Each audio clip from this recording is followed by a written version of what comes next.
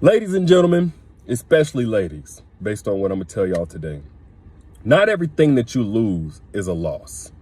Not everything that you lose is a loss. And I'm going to tell y'all why I want to talk about this today. Gather around. I got a story to tell. So there was a young lady that hit me up probably 2.5 years ago. Her situation was this, and don't judge her. It just is what it is.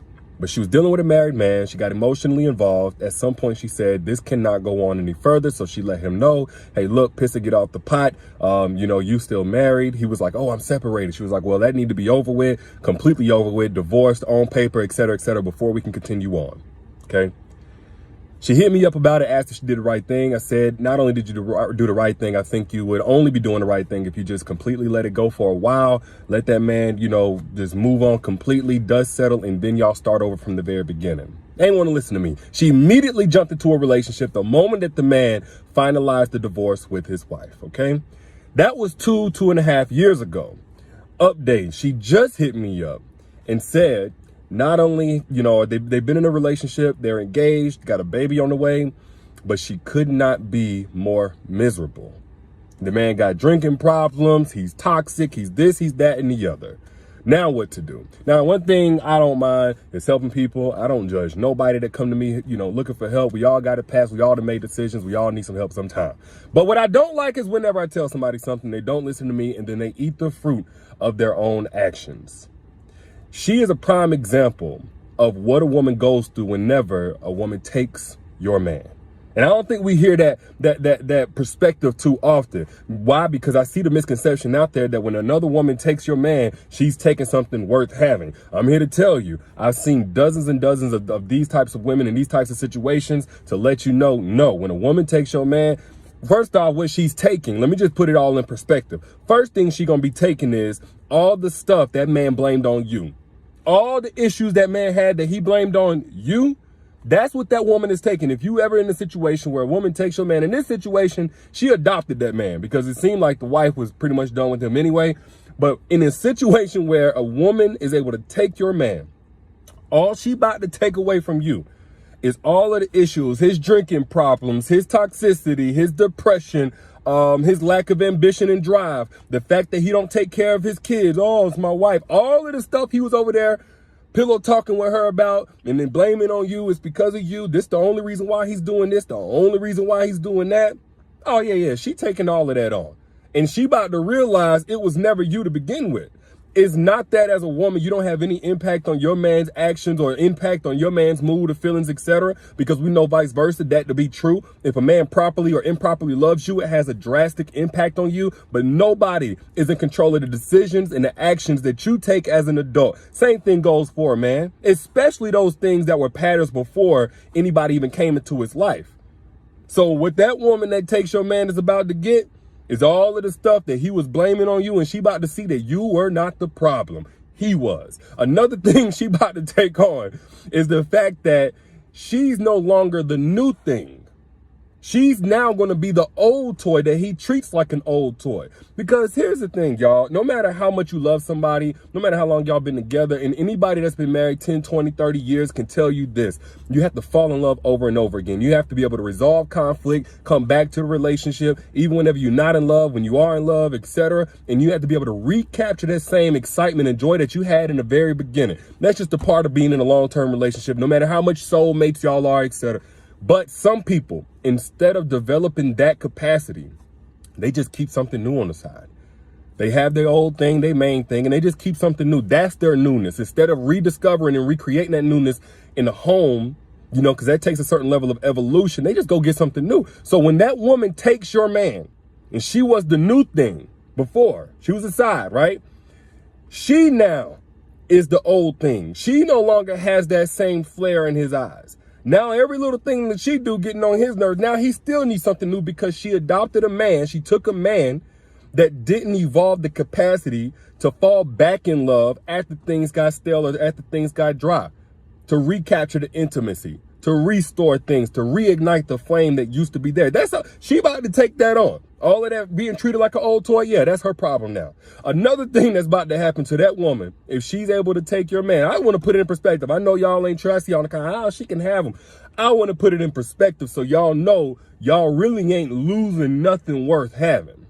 She's about to be in a position where she can't even be as detached. I've heard women, especially side chicks, the proud ones, oh, I took her man, I gave him back, and I don't care about this. I just want the money. All of that is cool whenever she just on the side. Now she ain't on the side no more. Now she's emotionally invested. Now she waiting for him to get home. Now everything that he do hurts her, the way that he talk, his inconsistency, that stuff hurt, because now she's the one who's vulnerable. She's the one with a lot invested. She's the one with a lot on the line. So she loses that whole armor, that little cloak of invincibility that she once had. So yeah, now she can empathize with you way more than probably what she wants to.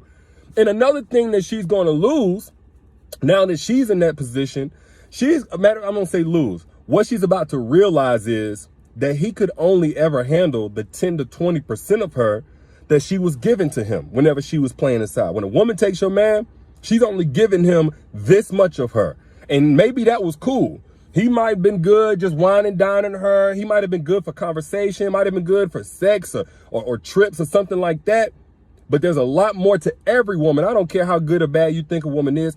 Every woman has real feelings, real scars, real flaws, a real past, real history, real insecurities. So now that she's about to bring that into the equation, all she about to do is realize that he can never handle that. He can't nurture those parts of her. He can't be gentle with those parts of her that need to be handled very carefully. He don't care to listen to all of the ways that she's still trying to become better as a woman and all the things that she regrets from her past. He's not ready to encourage her to be better whenever that's his main and only woman. Nah, he ain't ready for that. So all she about to realize is that he was good for that 20%, and all I mean by good is he was at least enjoyable. But whenever she put the whole 100% on him, he really ain't equipped for that. He really ain't built for that. This is why we always talk about the divorce rate. The divorce rate, I think nationally, is still around the 50% range or something like that. But for people who jump immediately into a new relationship, or those who have an affair partner and they turn that into a serious relationship, that has about an 85 to 90% divorce rate, failure rate. So that's the reason why. And this is why I'm like, yo, if you ever find yourself fighting for a man's attention or fighting for your spot in a man's life, look, just bow out. Just wave the white flag. You're not losing nothing worth having.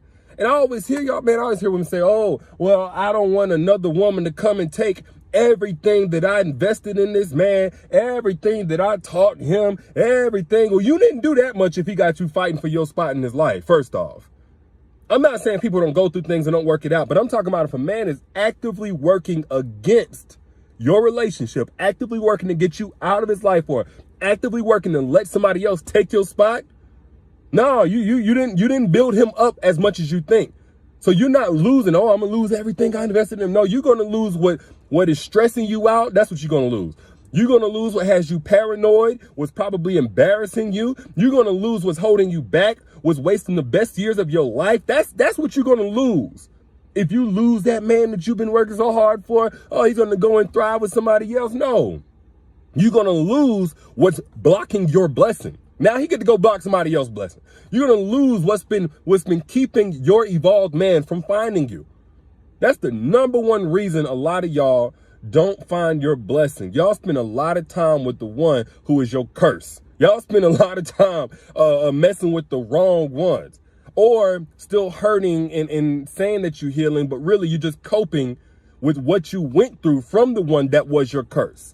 Instead of investing in yourself, preparing yourself, positioning yourself for your evolved man. And I think every woman on here, if you listen to this kind of stuff, you're probably a woman that works on herself. You take good care of yourself. You have high standards. That's the only reason why you would even listen to me. So I would consider you an evolved woman. But the number one thing with evolved women who do want companionship, because some of y'all don't, but for those of y'all who do, is that y'all don't have the strategies and equipment to position yourselves to be found. Y'all just be in your own little world, upgrading, leveling up, enjoying y'all peace, enjoying y'all girlfriends, but deeply wanting companionship, wanting love, wanting company, wanting somebody to share life with, which is totally fine. It don't mean that you don't love yourself, but you have to be able to use the effective strategies to get that evolved person who can match the work that you put in on yourself, who can match you in that. So when y'all get together, y'all are pouring into each other from overflow. Nobody's pouring from a void. Nobody's sucking the other person dry.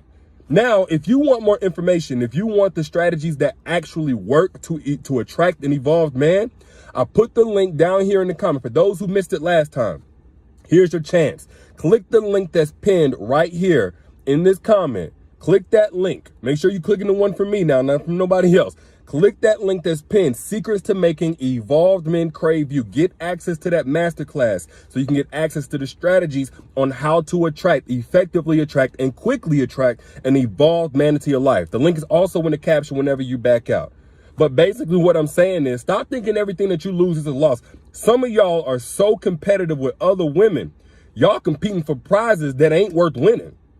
Y'all sitting there losing sleep over prizes that ain't worth winning. Y'all competing again. Y'all competing for a curse. Y'all competing for a setback.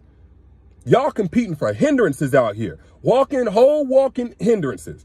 They hands him, he got a little money. He's a hindrance. Ain't doing nothing but setting you up to be traumatized and be another prayer point. Something else that you got to pray your way out of and believe your way out of. If that's where the woman is getting ready to take from you, please let her have it. Matter of fact, y'all need to be thanking these women for taking some of these guys off y'all hands. I'm gonna just be real with you. I'm talking to you like you my sister or something. Like, man, y'all need to be sending a thank you note to some of these women that take these curses off y'all hand. But that only is going to serve you, man, if you're able to position yourself for your blessing. And again, if you are in the market, some of y'all ain't, cool. But if you're in the market for an evolved man who can love you properly, click the link pinned right here. That masterclass is free, where I broke down the strategies so you can quickly stop this pattern of dealing with these bums, and you can get somebody who's actually on your level. It's at the link in the comments, also in the caption whenever you back out. Share this if you got something from it. Share this with somebody else on your timeline, because I guarantee you there's more people than are willing to admit that need this message. Share this right now if you got something from it. I'll holler at y'all later. Y'all